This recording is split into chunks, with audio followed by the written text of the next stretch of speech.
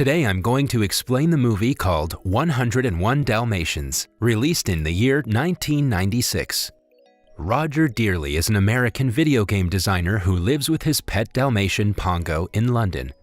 Pongo wakes up every day earlier than his master and prepares his shower before finally waking him up. The dog also knows how to open the main door and pick up milk deliveries. Elsewhere in London, a fashion designer named Anita Campbell-Green lives with her female Dalmatian Perdita.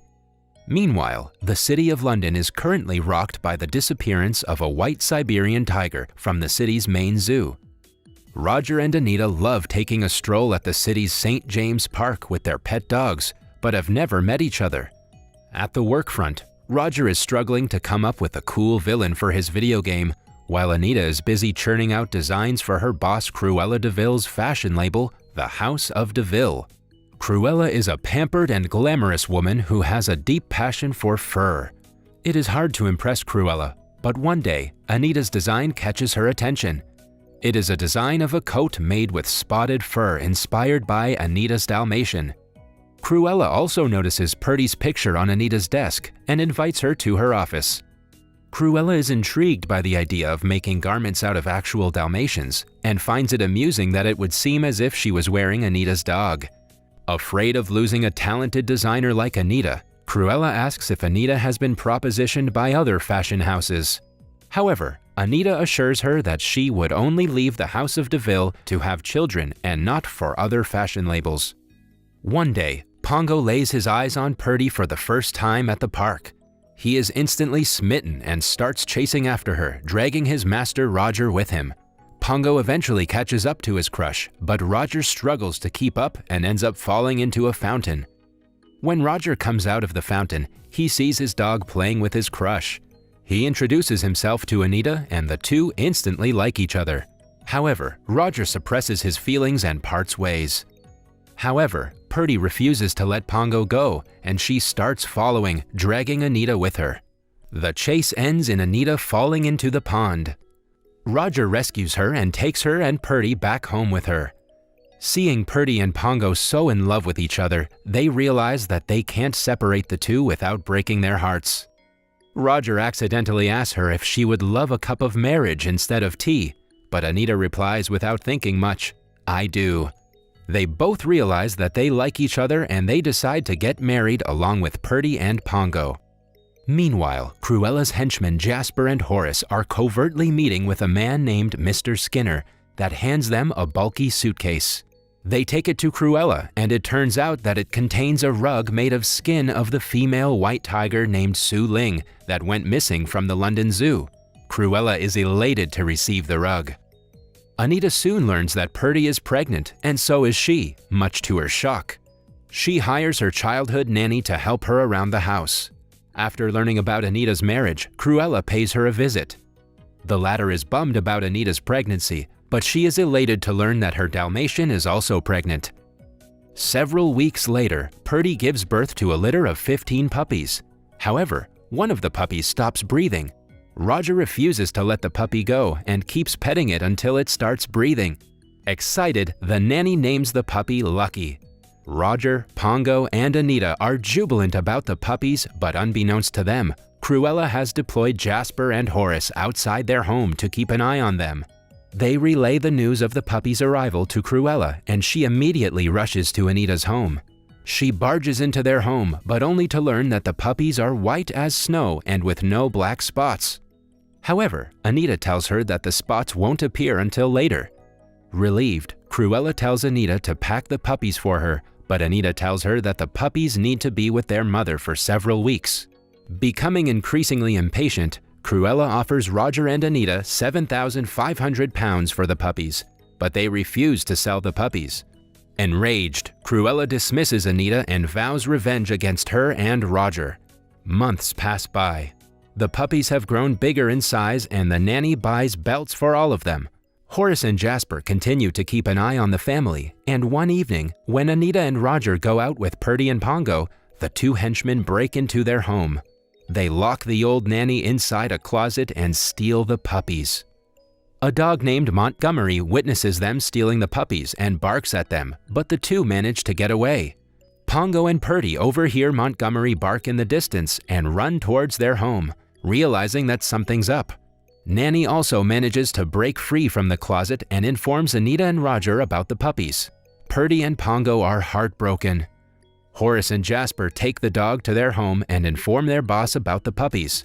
Cruella is elated and orders them to hand over the puppies to her so she could add them to the other 84 puppies she has stolen. A dog outside Jasper and Horace's home hears the puppies barking inside their truck before they take them to Cruella's ancient country estate, DeVille Mansion. Unbeknownst to them, the dog follows them to the villa. Meanwhile, Anita and Roger notify the Metropolitan Police but aren't expecting much from them. With the family devastated at the loss of the puppies, Pongo uses the twilight bark to carry the message via the dogs and other animals of Great Britain. By next morning, Pongo hears back from the other animals and he ventures out with his partner to rescue their babies. Anita and Roger try to stop them, but without success. At the DeVille Mansion, the dog tries to sneak into the property through the roof, but ends up skidding from the snow. Jasper hears the dog falling from the roof, but Horace assures him that he's just imagining things. The dog manages to find an alternate way into the house. It also finds the puppies locked inside a room. Using an air vent, the dog manages to reach the puppies, much to their jubilation. Meanwhile, with the police looking for the puppies everywhere, Cruella orders the Skinner to kill the puppies and take out their fur. With each passing minute, Anita becomes sure that Cruella has something to do with the kidnappings as she was obsessed with the puppies. At the DeVille Mansion, a woodpecker and a bunch of other animals help the dog distract Jasper and Horace as it sneaks the puppies out into the roof. However, the henchman notices Lucky and run after them. But before they could get to them, the duo slip on Lucky's urine. The dog grabs the puppies by their neck and drops them into the drain pipe to help them get to ground level safely. Another dog escorts the puppies out of the mansion. Cruella arrives at her mansion but only to learn that the puppies have broken free. Cruella calls them useless and ventures out to look for the puppies herself. She notices small animal footsteps, but a flock of sheep hide the puppies and mislead Cruella. The dog then leads the puppies to a nearby farm. Pongo and Perdita are led to the farm by other animals and birds. Meanwhile, Lucky is still at Cruella's mansion. The Skinner arrives at the villa and spots the puppy alone, but before he could do anything to the puppy, the first superhero dog bites the man and rescues the puppy. On Anita and Roger's tip, the police raids Cruella's London home and find the white Siberian tiger carpet. The police also receive a tip about Cruella fleeing to her mansion on the outskirts of the city and send a team to apprehend her. After looking around the countryside, Cruella eventually spots the farm and decides to investigate. A crow alerts the dogs of Cruella's arrival, and the puppies immediately go into hiding. When the evil villainess tries to peep inside the mansion, a horse kicks her out along with the farm's door. Cruella refuses to back down and again goes back inside the farm. The animals again set up a trap for her. After trapping her with a heavy pig, the animals again flee. Jasper and Horace continue to look for the puppies but decide to give up after getting electrocuted by an electric fence. They notice a fleet of police vans and decide to surrender themselves. They encounter Skinner in the police van, who also seems to have surrendered. Meanwhile, Cruella is far from giving up. She notices the trail left behind the puppies and proceeds to follow them, but farm animals outwit her and make her fall into a vat of molasses.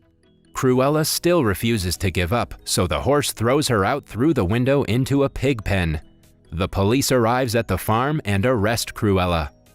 The next morning, the police find the Dalmatians. After counting, they realize that they have only found 100 puppies. Pongo suddenly starts barking and everyone notices Lucky, the last puppy, arriving with the brown dog. The police take the puppies and the criminals back to London. In the police van, Cruella berates Jasper, Horace, and Skinner for their incompetence. It reaches for her purse to grab a lighter, but she realizes that she mistook a skunk for her purse. The skunk sprays them with its stinky spray as they scream in horror and disgust. Anita and Roger are elated to be reunited with their dogs and puppies. In excitement, Roger asks the police officers how he may repay for their service. Just then, an officer informs them that the remaining 84 puppies have no home to go to, as they have not yet been claimed by their original owners. After a brief moment, Roger and Anita decide to adopt the puppies and give them a home. Anita is worried about the cost of raising 101 puppies, but Roger designs a successful video game featuring Dalmatian puppies as the protagonists and Cruella as the villain. The game makes Roger millions and he moves to the countryside with his family. A year passes by and the couple welcomed a daughter, and the puppies have also grown up to have puppies of their own.